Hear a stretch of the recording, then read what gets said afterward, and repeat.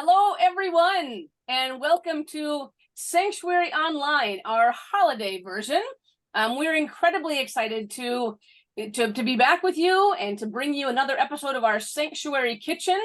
Tonight, Papa is going to give you his precious Papa spin on three amazing dishes, three side dishes that you may want to whip up if you're hosting family meals this season.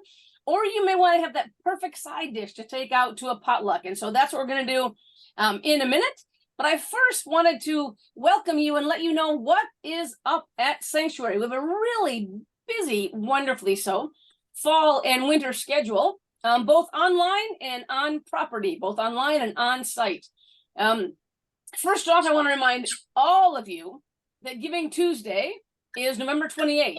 That is our biggest fundraiser of our year, and this year we are putting the funds that we raise, hopefully record-setting funds that we raise again, all toward creating this fabulous recreation site. For those of you who've been on property, go a little past the fire pit, a little to the right of the pool, and that area that used to be simply for horseshoes is going to be transformed into a wonderful place of recreation for those folks who come on site. We have an event that's new to us, but it certainly won't be the first time or last time we do this, a posada on December 1st. We were just chatting about what that's going to be like. And I think, Ken, you said there were 40 or 50 adult guests before we even welcomed all the children who will journey through the sanctuary site here on site in the dark, looking for a place to be welcomed. And then once they are, we'll have parties and piñatas and food and a wonderful evening here on December 1st. On December 10th, we're welcoming the Austin Primetimers. They were out here earlier this summer with a veterans group, and they're this time going to be we'll be hosting their Christmas party. So we're excited about that. December 12th, for all you readers, for our very diligent and loyal reading, we call our book club bookies. We're reading, oh shoot, Cheryl, what's it called? Mad Honey, right? So, and it's December 12th. We normally do that on the last Tuesday of every month, but we wanted to just adjust our calendars a little bit. Cheryl and I will be somewhere, I don't know, in Abu Dhabi or somewhere when it would be normally our time to do book club this year. So we're going to be doing December 12th, which gives you plenty of time to read it. Hey, Patty Waddy, thanks for the cookbook. That'll be my next thing. Let's see. January 1st, we have our regular drop-in here on site. We just kind of close the year together and open all of the excitement and the possibility and the potential that 2024 will have. When we do that together, a drop-in on January 1st. Patty Waddy, help me out there. Hold that up again. And Patty Waddy, I'm going to make you. There you go. Our world famous cookbook. Hold it up, Patty, into the camera. Move to your right. Okay, thank you. Perfect. Oh yeah, I have one of those. Yeah. Thank you, Patty Waddy. I know, but you need more than one, right? I mean, we have boxes of these things. Do you know people who cook? Anybody? People who cook. They need, and they don't have one of these yet, right? Or people who cook are often friends with people who cook. They all need a Sanctuary cookbook. And my friends, we're incredibly excited to remind you that those are available. I feel like I'm on The Voice. Available for purchase for great holiday gift giving. And I think I have a special slide for you. Hold on. To show you that what happened last year was Tom got out all of his special Tom skills and wrapped these beautifully. So I'm pretty sure if you ask nice, that could happen again. And Tom's probably shaking his head in the other room.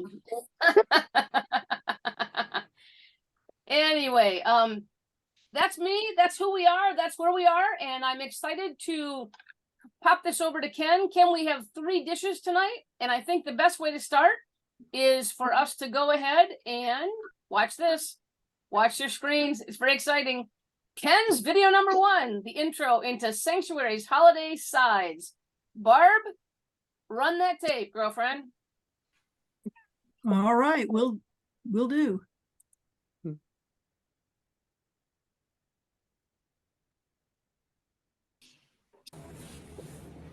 Hello everyone, I'm Ken Martin here welcoming you to the Sanctuary Kitchen for this very special edition that we're calling 3 Fabulous and Easy Side Dishes for Your Holiday Table. All 3 of these recipes, by the way, are going to be available at the Sanctuary in the Woods Facebook page, and 2 of the 3 of them are also available in our beautiful Sanctuary Kitchen cookbook, which is available for purchase at sanctuaryinthewoods.com. This is the perfect gift, by the way, so let us make your Christmas shopping a lot easier this year. All you got to do is tell us who to send this to and where to send it. We will personalize it from you to them. We will wrap it beautifully in holiday wrapping, and then we will ship it for you as well. So welcome to this special edition. We are here to share with you our 3 very favorite recipes for fabulous and easy dishes for you to serve this season on your holiday table. Let's get started. Our first dish is going to be cranberry roasted winter root vegetables. It's beautiful and it's easy and it's delicious, and it takes advantage of some of the root vegetables that are. We'll do that at take 2. What I wanted to do was just tease you a little tiny bit. Hey, we're getting back in the saddle.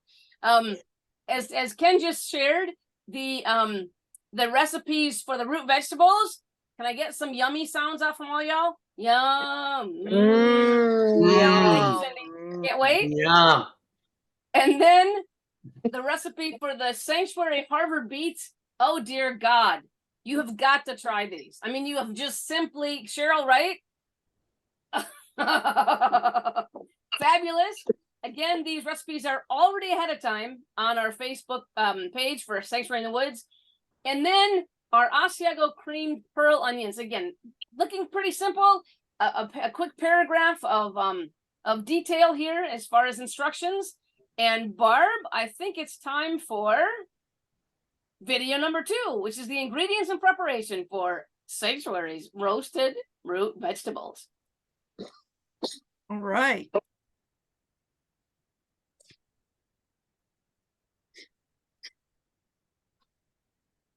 Really delicious this time of year, and also quite readily available as well. Remember, nothing makes cooking easier or more fun than having all of your ingredients measured and prepared and ready to go before you even start cooking. So for this dish, I have 1.5 pounds of carrots. I found a 1/2 pound of these beautiful little baby carrots. They're so tender and sweet. And then I made out the rest of it with a pound of larger carrots that are just peeled and cut into large chunks. You can use all of one or the other or a mixture as long as you have 1.5 pounds of carrots. Then I have 1 pound of turnip root that has been peeled and cut into chunks, and 1 pound of rutabaga that has been peeled and cut into chunks. Rutabaga is a little less accessible. You may not even be familiar with it. Actually, it's a wonderful and vastly underrated vegetable. While turnips are kind of pungent, rutabagas are sweeter and more peppery. And you put the 2 of them together, it's just a wonderful combination.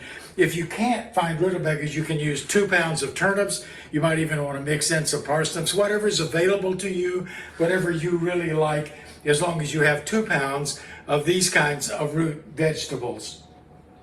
Also, there's something I want to show you. When you're dealing with these root vegetables, they're unlike other vegetables in a very special kind of way. This is a rutabaga. This is what it looks like when you buy it in the store. They almost always come covered with wax, like this one is. I'm going to cut this one in half just to show you something here. Unlike other vegetables, rutabagas and turnips not only have a peeling, they also have a rind. The rind is about a 1/16 of an inch. It's between the peel and the vegetable itself, And when you are preparing them, it's really important. You can't use a peeler like we use with carrots or potatoes. You have to use a knife, and you have to be sure that you're getting not only the peel, but the rind as well, because these rinds can be very tough and they can also be very bitter. So be sure that you get the peel and the rind before you start preparing the vegetable.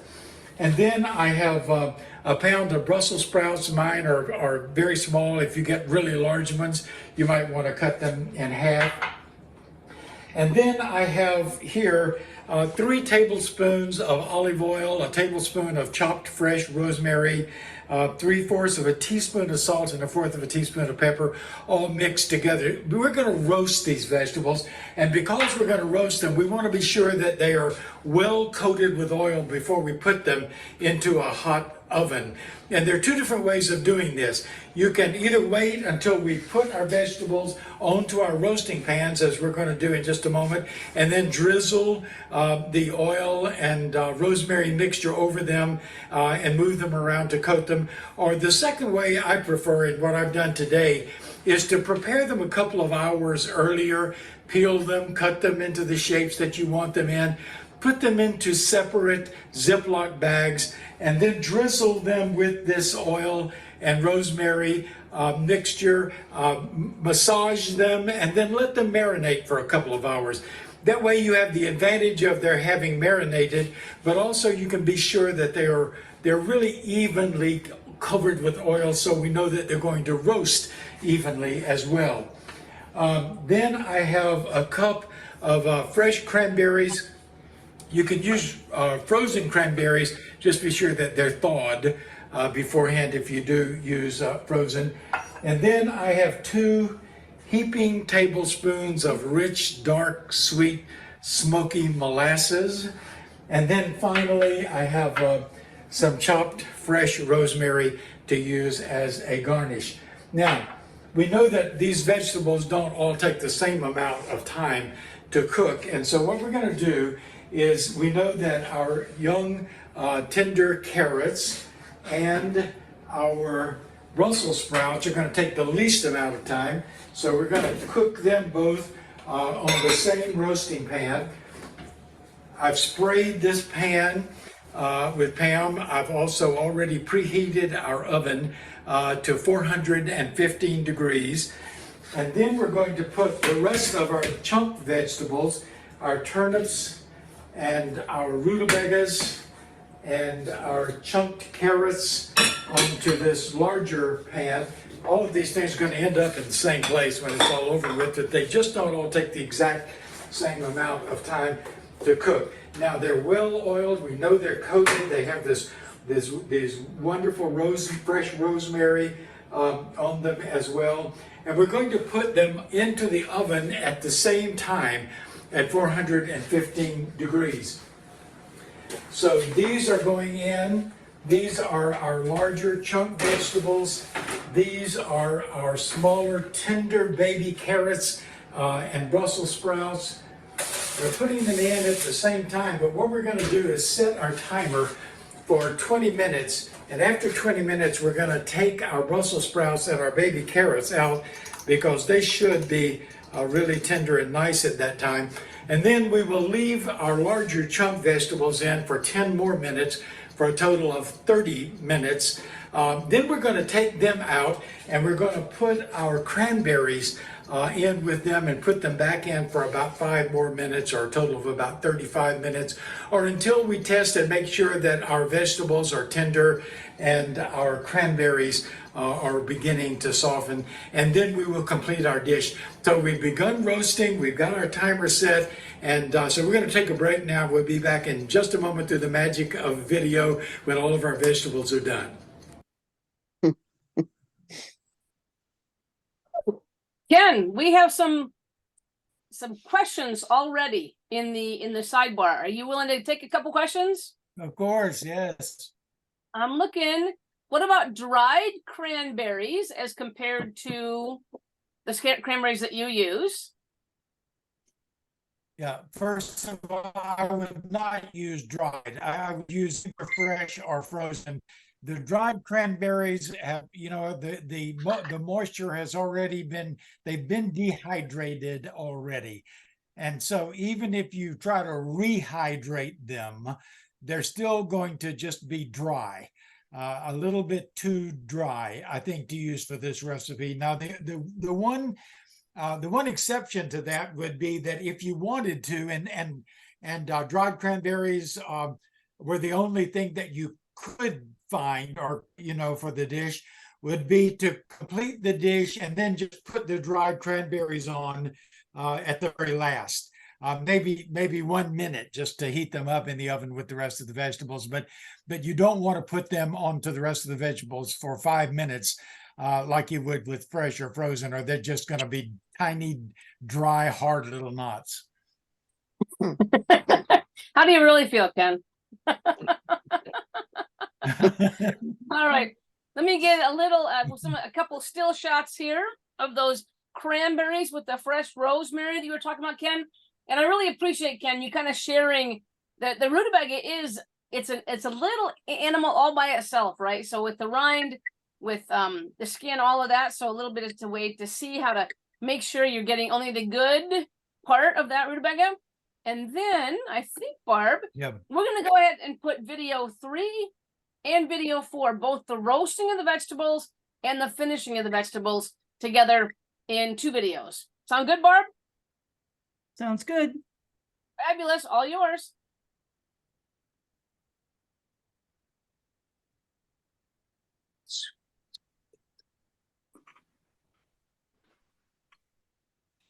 Back, and all of our vegetables are perfectly cooked. Now, one of the things that we noticed is that it took a little bit longer for some of our vegetables to get done. That's because we're putting so many of them in the oven at the same time. So be sure that you check your veggies before you take them out. But all of ours are beautifully done, and so we're going to put them all together into this big bowl. You don't have to have a bowl this big. It just helps me because I'm kind of messy. But if you have a smaller bowl that will hold them all, that'll be fine as well. The other thing is that this recipe will serve about 8 to 10 people, and you might want to half it, and that's easily done as well. So now we're putting all of our vegetables together into this one bowl, and then we're going to drizzle it with our wonderful molasses. If you're not familiar with molasses, you're not from the South. Okay, because molasses are just a part of our culture there. They're wonderful. It's kind of a heavy, dark syrup that's made mostly from sugar cane and sorghum.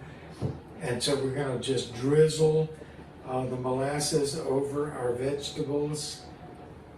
And then we're going to toss them gently. These vegetables are kind of tender right now, so we want to be sure that we're being very gentle with them. We're going to toss them gently so they're going to have all of the flavors and spices and herbs that we've talked about so far, in addition to the molasses that we've just added. Then we're going to turn them out onto our serving dish. We have this beautiful little serving dish over here, and we're going to turn our veggies out onto it.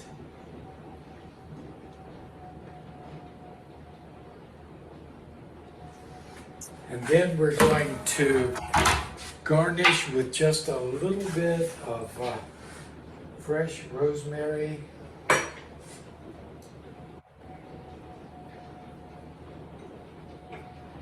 And there you have it. This is beautiful. It is healthy, it is savory, it is sweet. All of these healthy vegetables in one dish. This is cranberry roasted winter root vegetables. But we're not done yet. We'll be right back with your second dish, so please stay with us. Here we go, Papa. Yes, absolutely. Applause is always a good idea. Isn't this a great shot? Look at this. Now, I will tell you, Cheryl and I came off the road the first night, and we've been on the road driving for 3 days, came down and they had a beautiful We opened our refrigerator and there was a gorgeous homemade soup made with all this love.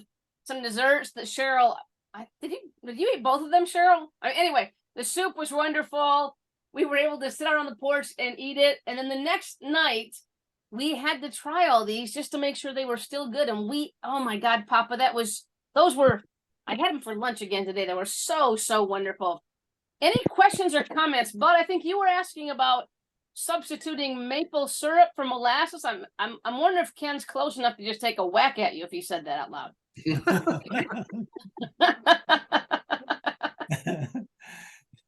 Actually, maple syrup would work well also.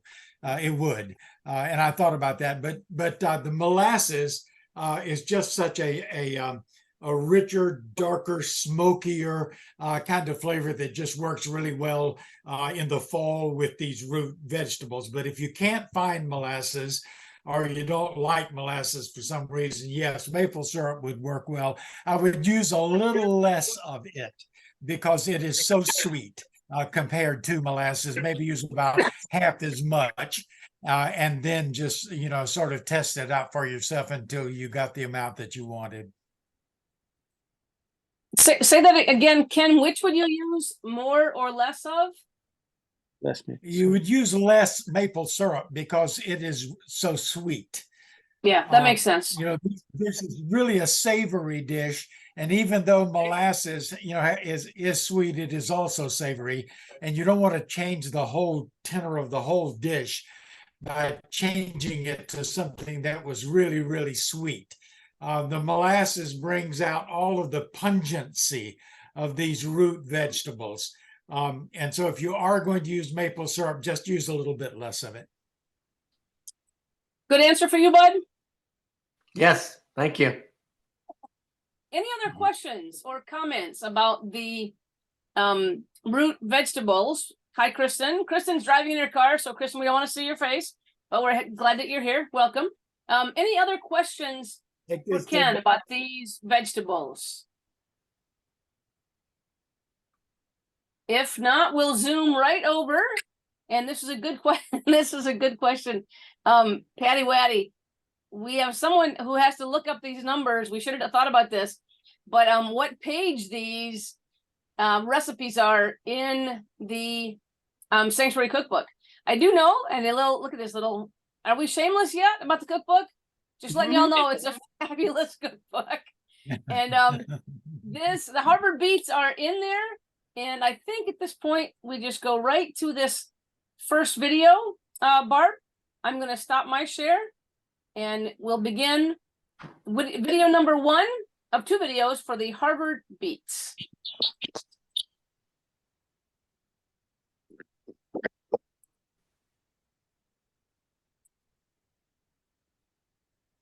Thank you, Barb. Welcome back. So we think that our second fabulous and easy side dish for your holiday table is going to convince those people who think that they don't like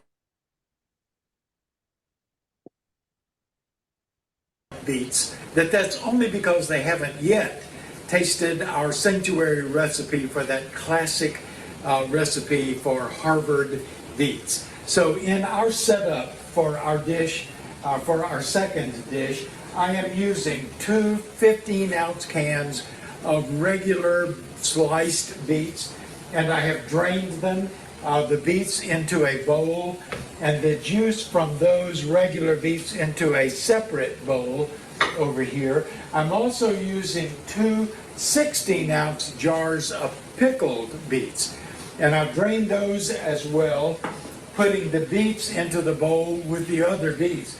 But I've drained the juice from the pickled beets into this Dutch oven. You can use a Dutch oven, you can use a heavy saucepan, as long as it's large enough to hold all of your beets in the end.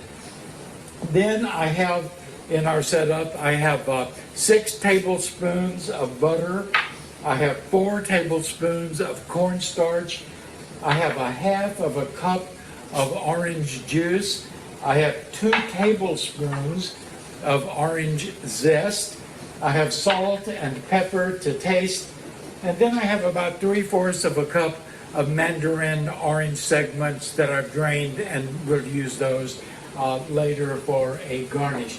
So what I'm going to do now is I'm going to add all of the ingredients except the mandarin oranges to this heated pickled beet juice, and I'm going to whisk all of those things together until they reach the consistency of a sauce. Now, one little tip here, this is optional, you don't have to do this, but I'm going to do it because I think it makes it a little bit easier. I think it's a little bit easier to whisk the cornstarch into the orange juice before we add it to the heated beet juice in the Dutch oven, because of the amount of the volume of the liquid that we're dealing with in this dish. It makes it a little bit easier to be sure we end up with a smooth, and I think it helps just a little bit. So we're going to add our cornstarch to our orange juice and whisk that together, and then eventually we'll add that into our heated sauce over here. So we're going to take a brief break now. I'm going to do all of that, and then we'll be back in just a moment to complete our dish. See you in a minute.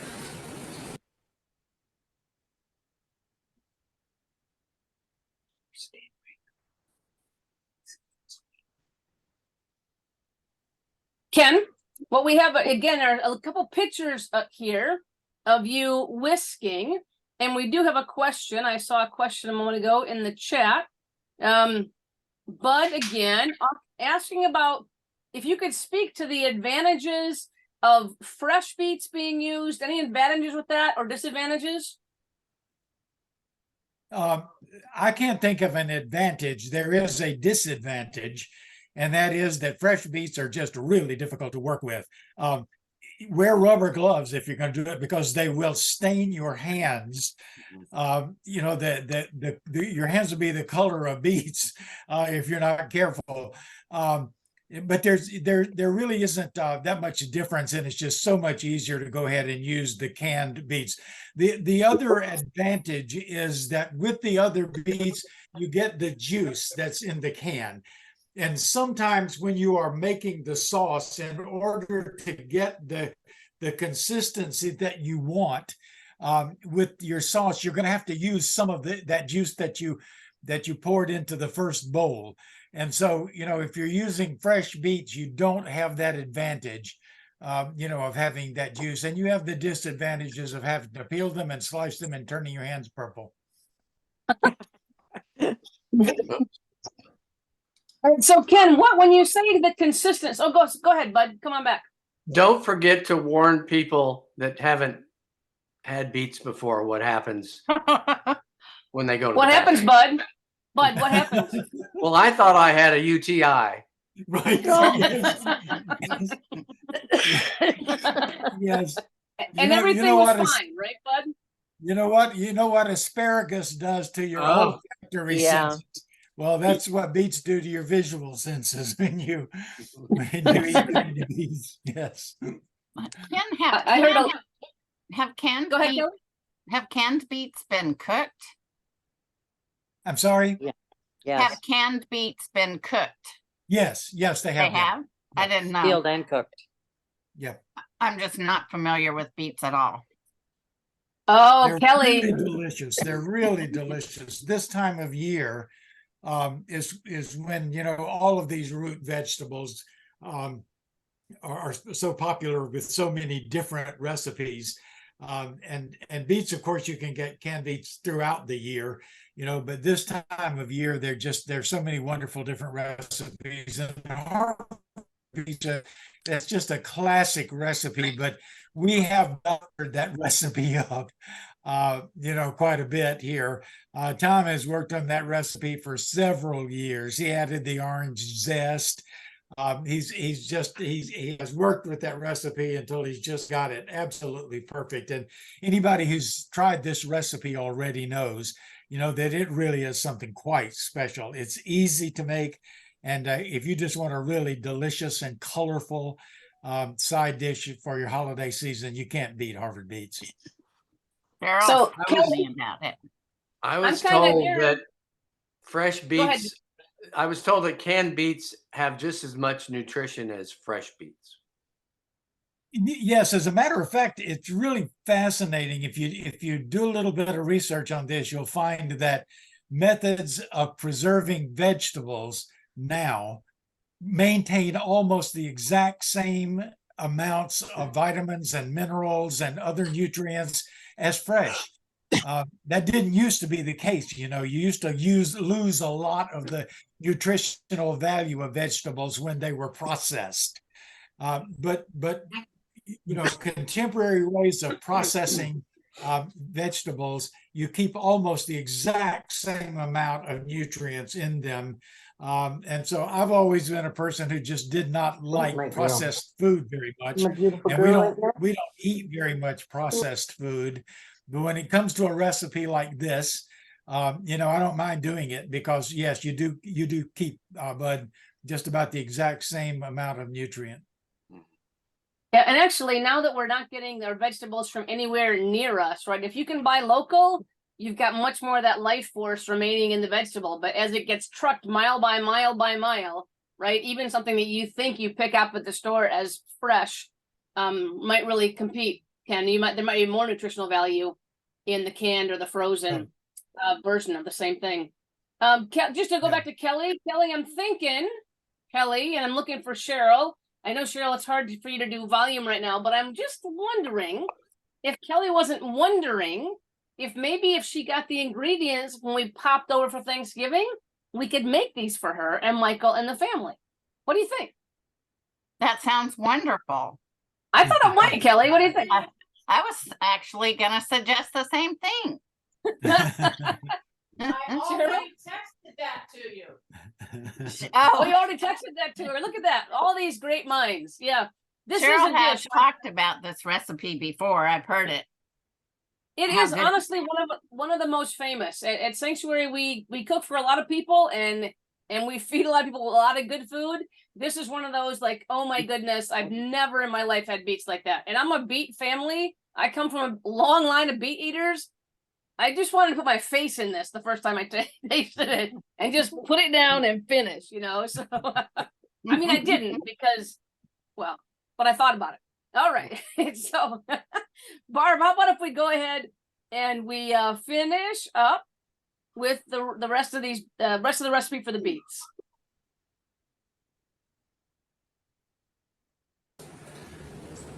We're back and our sauce has reached just about the perfect thickness to be able to coat our beets and to flavor our beets with all those wonderful things that we've added to our sauce here. And so that took about 8 or 9 minutes in order to do that. And we did add to our sauce about 1/2 to 3/4 of a cup of the original juice from the beets that we strained first of all, but the rest of that we're just going to discard. Keep that on hand in case you might need it like we did for our sauce, but beyond that we're not going to be using it, and so you can discard it. But to complete our dish now, we're going to add our beets to our sauce, and then we're going to toss them just gently in the sauce because we want to be sure that they are coated evenly. Normally we would leave them on the eye or maybe on the stove for maybe 3 or 4 more minutes just to be sure that they are all heated through. But for our purposes today, we're going to just be sure that they are all coated really well with this beautiful sauce, and then we're going to turn them into our serving dish. This dish has several really wonderful kind of options to it. One of them is that it's really easy. You can half this dish. You can add to it if you need to. The recipe that we've used here today will feed about 12 to 14 hungry people. And the other thing about it that's really wonderful is that it is equally good hot or at room temperature or even cold. A lot of people prefer this dish cold. So we're adding all of our beets and our sauce now into our serving dish. The color is just beautiful. And then we're going to do just a little bit of garnish around our edges with these little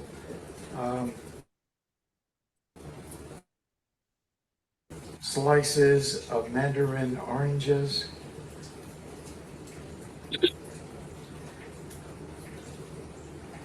And there you have it. Sanctuary Harvard beets, just as we promised you, fabulous and delicious. But we're not done yet. We'll be right back with our third dish. All right, there's a little bit of fan club going on in the chat here, Ken. Jane Ann, visions of crumbled goat cheese sprinkled on this. What do you think, Ken?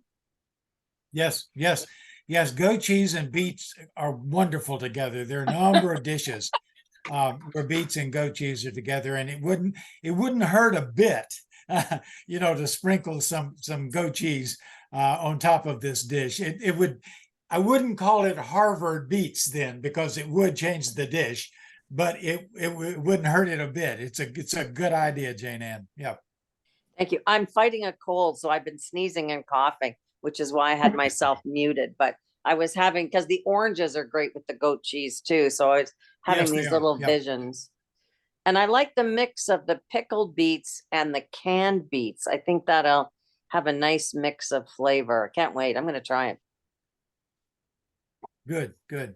Yeah, it's a good dish, Jane Ann. Ken, when you were asking, I think it was Bud, about how much juice you might put in because you're using the canned, what kind of consistency are you looking for? Because when I first saw that, it's almost like a gelatinous, what do you think? What are you looking for Yeah, in consistency?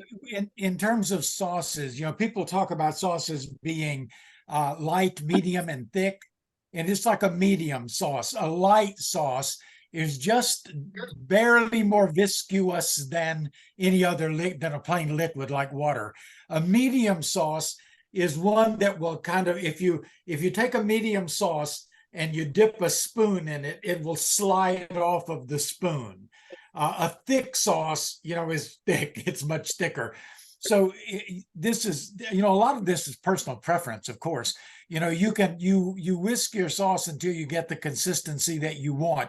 You want it to be viscous enough that it will coat whatever vegetables you are using, with the sauce, but you don't want it to be jammy. You don't want it to be real thick. So, you can experiment with it and just kind of find the sauce that you want, but I like it about the thickness of a light corn syrup. A light corn syrup or a light maple syrup is just about perfect. And the way you manage that is a little bit of the juice, but also cornstarch? Yes, the cornstarch, the amounts that the recipe calls for will give you a pretty much a medium sauce. It might, if you whisk it and let it cook a little longer, it will get thicker, and then you might want to lighten it up with a little bit of the additional juice. But if you just stick to the recipe, it'll pretty much end up just the way you want it.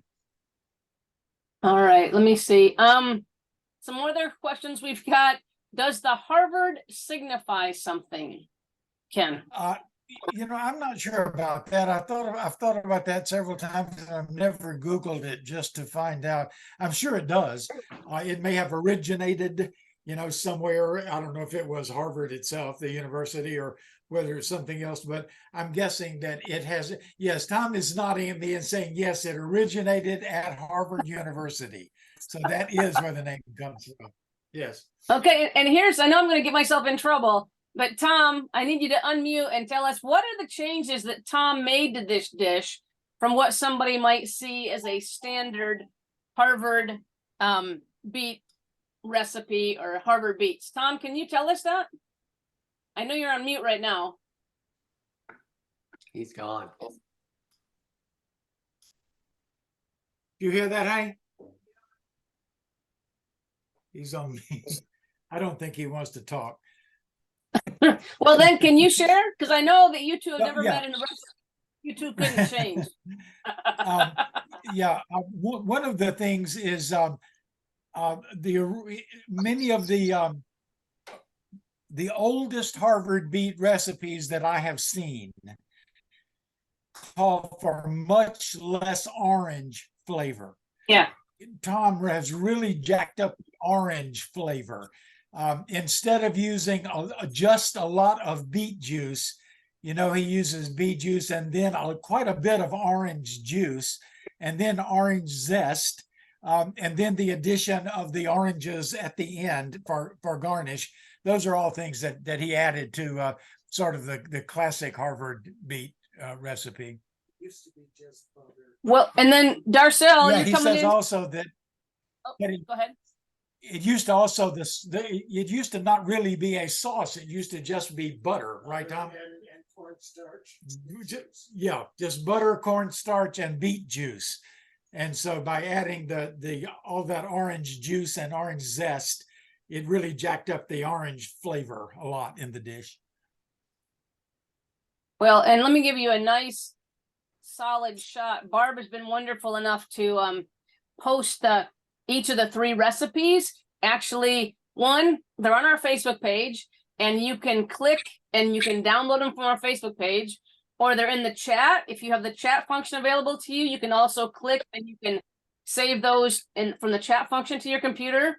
And right here. So that was one of my questions, Ken, was how much, not only the orange juice, the orange zest, and then the orange slices themselves. I mean, just what an amazing, amazing flavor. So I'm gonna put my vote in. If we were voting for favorites, and we're not, but if we were, I would say give this one a try. Give this one a try this holiday season.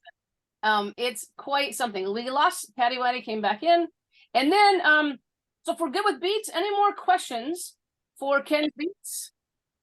Are you good? All right. Then we are headed toward another recipe that is also in our sanctuary. Let me say this right. Our cookbook, but the Asiago creamed pearl onions. Again, just a fabulous dish. Here's the ingredients. Kind of go over in just a moment, and then boiling these little fellows. And I think we'll stop there and let Mark show you our first video.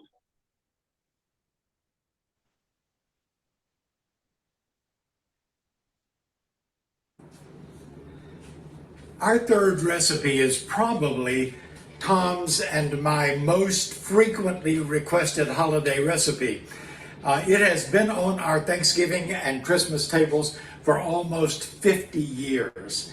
This recipe is going to combine heavy cream, a sumptuous melting cheese, cooking sherry, butter, herbs, and spices for one of the most delicious and elegant and unforgettable dishes that we've ever included for our families and friends. This is our recipe for Asiago creamed pearl onions. And we're going to begin our setup with 2 pounds of pearl onions. I've already put those 2 pounds into this Dutch oven right here, but this is what they look like. If you've never dealt with pearl onions before, they're beautiful, very small, perfectly round, bright white onions. They have a very distinct but still kind of mild flavor to them.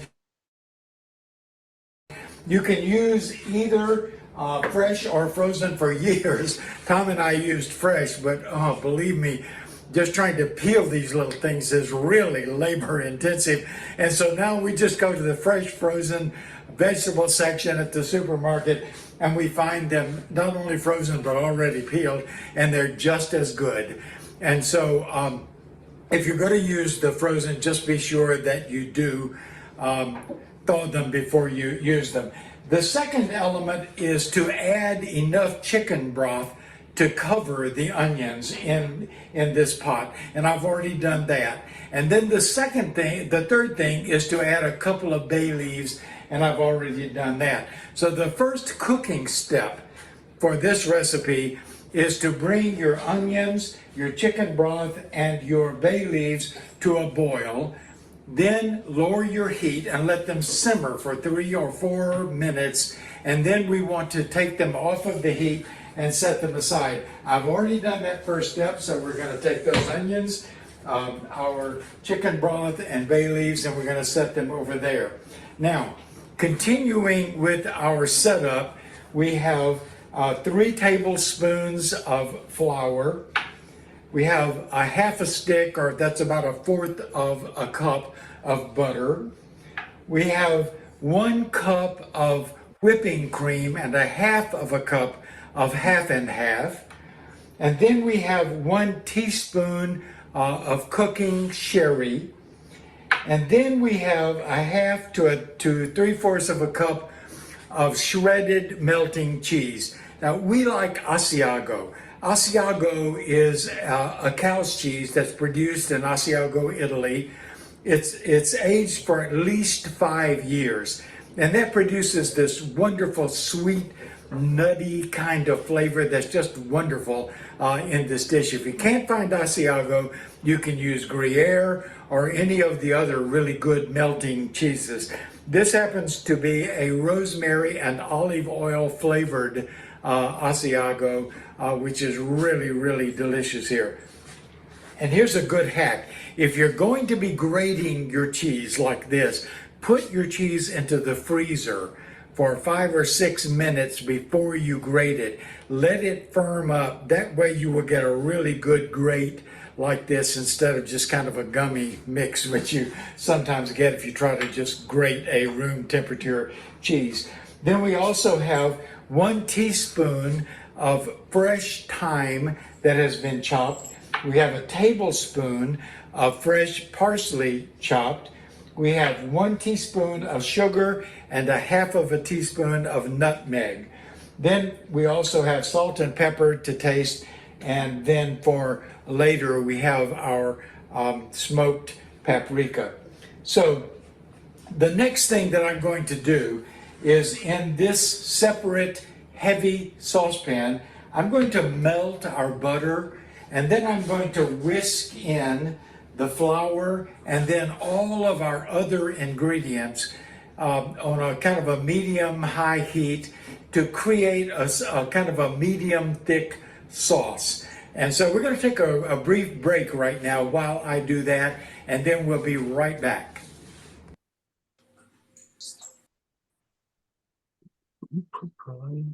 No, it's a side dish, like a vegetable dish. Questions, Ken. Patty Waddy is wondering if you could use vegetable broth. Is that in this Patty Waddy, or is this back in the beets? No, in this recipe. This would be for the onion, the pearl onion recipe, because Yes. like I said, I have vegans, vegetarians in the family, and these recipes are perfect. But then I would like to avoid the broth, the beef, the chicken, and Right. Vegetable broth seems to work well, but I don't know if this recipe would call for it. Yes, vegetable broth works really well with this recipe. I've done it several times. I find on one of our other Sanctuary Kitchen shows, I made homemade vegetable stock. Oh my gosh, yeah. And I find vegetable stock that you buy in the store, even the expensive ones, to be kind of watery and not a lot of flavor. And so I like to make my homemade vegetable stock. And when you make homemade vegetable stock the way we have done it on this show before, it is really rich and it has a tremendous amount of flavor. And Perfect. it works really well with this dish. Yes. I made that just recently. It is delicious. Yeah. That stock. It is. It's so good. You can just drink it instead of using it. It's really good for it's really good for soups. if you make a vegetable stock at home, the way we have shown it, here before, it makes a great stock for soups or for dishes like this. You can buy we make our own chicken stock and chicken broth also, because I just think it tastes better. But you can buy good beef stock, bone broth, chicken broth, but I just have never been able to buy a vegetable stock that I thought was really, really flavorful, like you can make at home. So yeah, if you want to skip the chicken part of this, make yourself a good rich vegetable broth. It works perfectly. Well, Ken, I just have to ask, you said you have 1 teaspoon of cooking sherry. Yes. How excuse me, heck, does 1 teaspoon of cooking sherry make a difference? I mean, Have you ever tasted cooking sherry? No, I've never been quite that desperate. Cooking sherry is very strong and it is very salty. Cooking sherry is not like sipping sherry.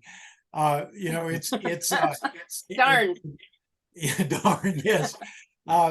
It's very salty and it's very strong and it does flavor. One tablespoon will flavor this recipe. You will be able to taste the sherry, in the onions. It's quite. Put 2 in if you want to, Joe. And Thanks, then you'll Ken. really, and then you'll really taste it. Yes. Yeah, next time I'm cooking, I'm sorry, I'm the grill chick. I eat all of this, and I just want to give you a quick little picture of this, the cheese and cream sauce. So Patty Waddy, if you're doing vegans, we've got butter and cheese going on here. If you're doing vegetarians, I think you're in great shape. I want Barb, if you'd go ahead and show these next 2 videos. We're going to do the middle part and actually finish the dish of the onions just to honor everyone's time. We may run 1 or 2 minutes over, but for us, my friends, that's really good timing. Barb, take it away.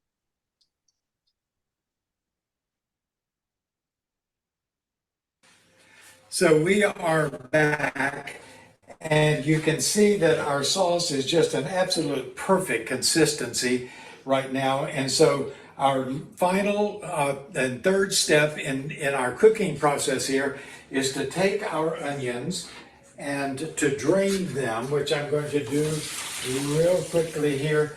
Creating this sauce, actually the entire whisking process and everything took about 5 minutes, and during that time we also preheated our oven to about 375 degrees. So the next step is I'm going to take a baking dish, which I have already sprayed with a cooking spray, and I'm going to empty our drained onions into it. You'll see how beautiful this is before we even do anything else. There is the dish with our onions in it. And then we're going, and you can either leave your bay leaves in or you can discard them. If you're very French, you're going to leave them in. If you're not, you're going to take them out. And then we're going to take our wonderful sauce and pour it over our onions. And then we're going to toss them really gently just to be sure that they are all coated with our sauce. This dish, by the way, will serve about 8 really hungry people. Maybe a few more, but it's one of those dishes that's not difficult at all. You can either make it smaller or larger according to your needs.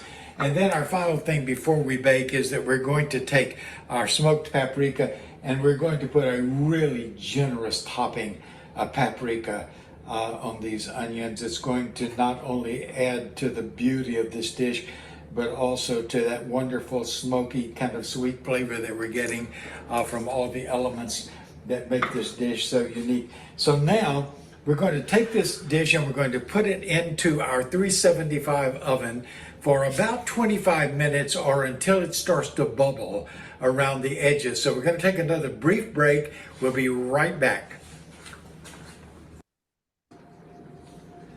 And we are back with our completed dish. This is our Asiago creamed pearl onions.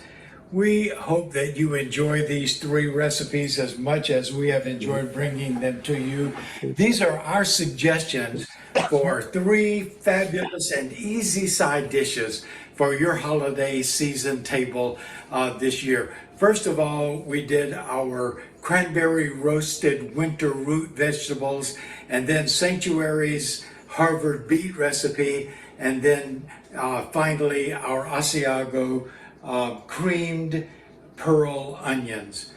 And remember, all 3 of these recipes are available right now on the Sanctuary in the Woods Facebook page, and 2 of the 3 are also available in our beautiful Sanctuary in the Woods kitchen cookbook. So we hope that you enjoy these. We hope that you will go to our website and join us in all of the projects that we have coming up in the new year. This is a very exciting time for us, and we would like for all of you to join us as we do that. And as always, from all of us who are here in the Sanctuary Kitchen, bon appetit, Yeah. buen provecho, and y'all enjoy this.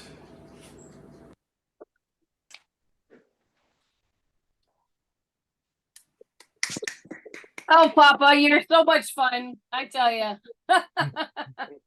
Now, before any of you leave, just hold on one more second, because I know there's a few people asking questions. You saw, if you look in the chat, Patty Waddy, I was able to give you a link directly to the March 1st, one of our first Sanctuary Kitchen shows, where we did Mardi Gras. And that's, I think, the video, Ken, when you had the stock, the chicken stock and the broth, and you taught us the difference. Pretty sure that was the one. But I want to also just show you one thing. And if any of you are not on our email list, I would invite you. Happy March. Sorry, there we go. I'd invite you to put your email in the chat. We do not spam you. We don't even send out an email per week, really. But this most recent, if you take a look at all the things, here's the things I was sharing that were going on.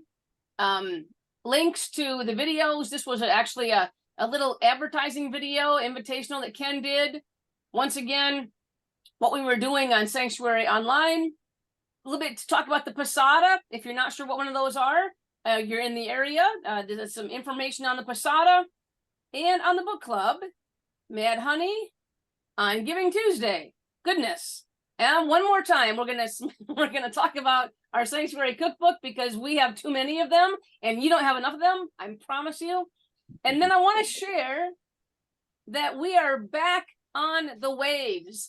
Ken, you said that the onions have been on yours and Tom's holiday table for nearly 50 years, friends. We are celebrating Tom and Ken 50 years together. We're hoping to get 50 people to go to sea with us. We had an amazing fundraising cruise in 2018. We had an amazing fundraising cruise in 2019. COVID hit, so we didn't go to Alaska, but Tony, thank you for being here tonight. Tony is our cruise coordinator. He is the bestest of the bestest, leads an amazing team of people. We have so many things planned, so much fun, so much love, so much joy, so much community. All y'all are invited. And if you could pop your email into the chat right now, we can make sure that you get the email that's going to go out a little later this week, and share all the details of Sanctuary at Sea. Here's a little stuff going on. Here's our animals. Here's all the construction, all the things that we have going on around the property. And you really just don't want to miss any of that. What it also does, Patty Waddy, for you is, see this right here? There are 1,000 things named Sanctuary on YouTube pages. So we're almost impossible to find. But if you get the email, you can scroll all the way to the bottom, and we have all of our links to our YouTube page, to our Facebook page, where once again we've posted all these amazing recipes and all the ways you can connect with us, because one of the primary reasons we exist is not only for hopefully great programming, but to build community and to make sure that everybody who needs to be touched gets touched, everyone who needs to be reached out to gets reached out to. And we just love y'all being here with us, and we love being here with you. So Sorry, we stole an extra 5 minutes. That's the kind of folks we are. God bless. And I'm going to close our recording. If you have any questions or want to just hang out and talk for a few minutes, that's also how we roll. Love y'all.